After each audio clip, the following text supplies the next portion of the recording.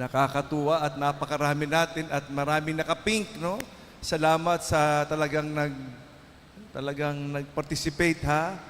Salamat sa simula ng ating simbang gabi. No? Napakagandang tradisyon na pinamana sa atin ng mga Espanyol nung sila'y pumunta rito. At hanggang ngayon, yung ating tradisyon patuloy na kumakalat sa buong mundo kung saan may mga Pilipino, no, ginagawa natin to. Muli pinapaalala, 9 na araw at puti ang suot natin, 9 na araw na kung saan ang ating mahal na ina ang aakay sa atin sa next 9 days. So after this, 8 days na lang. Sana tuwing tayo nagnonobina, pagkatapos ng 9 na araw, ano mangyayari? Ano mangyayari? Sige. Sana sagutin yung ating panalangin. At yung panalangin natin, siguradong sasagutin. Amen? Sagutin, hindi sa mata natin, kung hindi makita natin ano ang binibigay sa atin aginaldo ng Panginoon. Hindi yung gusto ko, kung kundi sana makita ko anong binibigay ng Diyos sa akin. Amen? At siguradong sigurado ako, kung tayo magiging handa at magbalik loob, makikita natin ang pinapakita sa atin ng Diyos pagkatapos ng 9 na araw. At sa araw rin na yun, isasilang si Jesus sa ating mga puso. Pwede ba makita dito? Sino na nagkumpisal simula nung Adbyento? Pakita nga, sino na nakapagkumpisal na?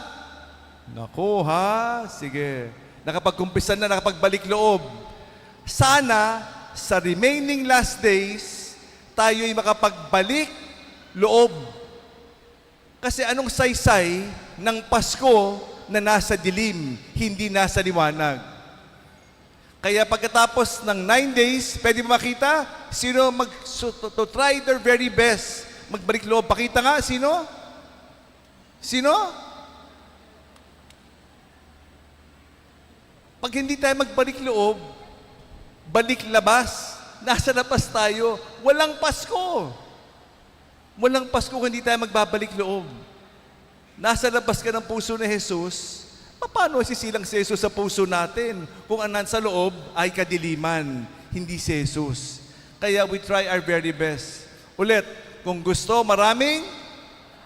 Kung ayaw, kaya can we try our best? Sino ulit? Sino? 9 days? Before 9 days? Sige ha? We try our very best. We have to try. Kung hindi, walang saysay yung Pasko. At 30 minutes before every Mass, merong kumpisal, balik loob. We have to try our very, very best. Ang Ebanghelyo ngayon tungkol sa liwanag. May isang nagniningas na liwanag ang binigay ni Jesus. Sino yun? Si Juan Bautista. Siya isang nagniningas na liwanag para sa isang lampara ng liwanag ng Panginoon.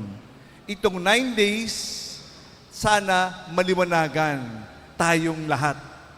Pero para maliwanagan, kailangan umalis tayo sa dilim. At para makita natin ang pagmamahal ng Diyos.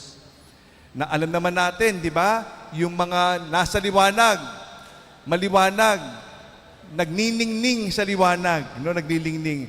Dahil ramdam na ramdam ang pagmamahal ng Panginoon. Amen? Nararamdaman niyo yung pagmamahal ng Panginoon? Parang ulit ha.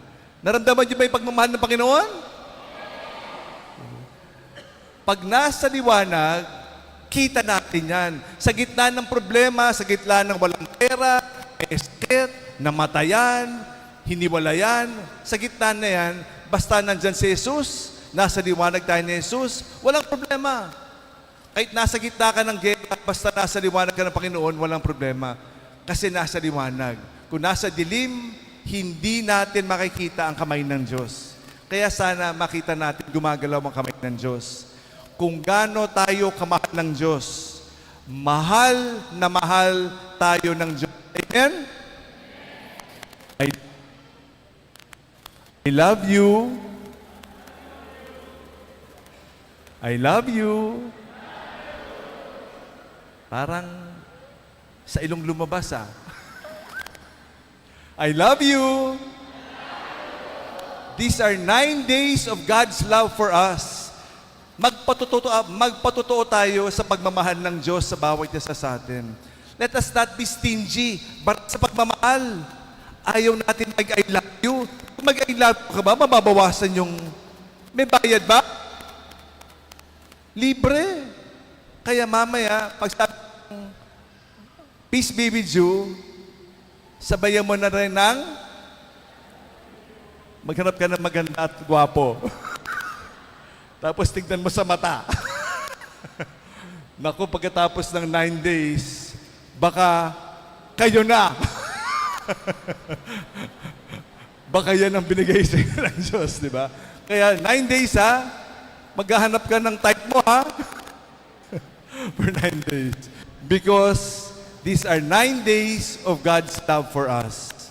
God's love for us. Nagloloko yung mic natin. Palitan natin yung mic natin. Parang ayaw ipamalita ang mabuting balita ng pagmamahal ng Diyos. Pag sinasabi ko I love you, napuputol yung mic. No? Nakita nyo, no? Pag I love you, biglang static, di ba? Ganyan ang kadiliman. Ayaw ipalaganap ang pagmamahal. Gusto manatili tayo sa galit. There is so much to be grateful for. Kahit na napakaraming problema, mas maraming biyaya at pagmamahal ng Diyos. Amen? So, there is no reason to live in hate, to live in regret, to live in unforgiveness. Because we have every reason to rejoice, because God loves you, God loves me, I love you. We celebrate love. Kaya let us not be stingy, mag-I love you. Bahala ka kung ano sabihin nito, baka sabihin nito, baka lumaki ulo nito, di ba? Problema mo na yan. Basta ako, nagpapatotoo sa pagmamahal ng Diyos. Amen. Salamat sa araw na ito. Tayo ay patuloy magpatotoo sa pagmamahal ng Panginoon Diyos. 9 days of patotoo.